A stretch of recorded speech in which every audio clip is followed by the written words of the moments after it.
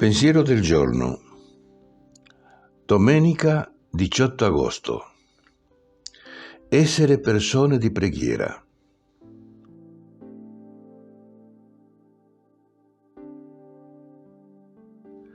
Pregare sempre.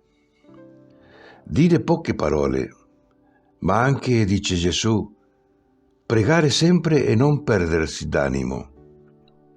Vangelo di Luca, capitolo 18, versetto 1. Come si può fare?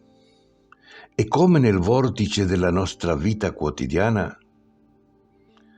Facendo di ogni nostra azione un atto d'amore per Lui, mettendo per quanto possibile davanti a ogni azione, soprattutto a quelle più importanti, un per te, come insegnano alcuni santi.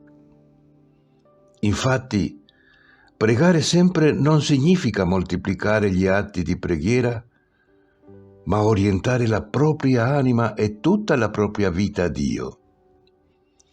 Studiare solo per Lui, lavorare, lottare, soffrire, riposare e persino morire per Lui. E compiere ogni nostra azione nel miglior modo possibile, perché siamo consapevoli che con essa prolunghiamo l'azione creatrice di Dio e redentrice di Gesù, affinché si realizzino i piani di Dio per il mondo. In questo modo ogni nostra azione diventa un'azione sacra. È soprattutto in questo modo di pregare che adempiamo al comando di Gesù: dobbiamo pregare sempre.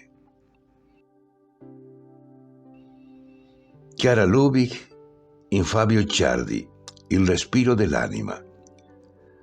La preghiera in Chiara Lubich, Cittanuova 1986.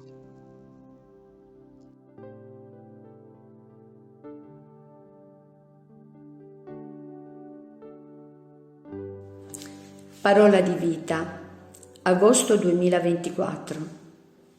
Signore, è bello per noi stare qui. Siamo membri del movimento dei focolari da vari paesi dell'America Latina e dall'Italia. Ti è piaciuto il video? Metti mi piace. Abbonati al canale. Suona la campana.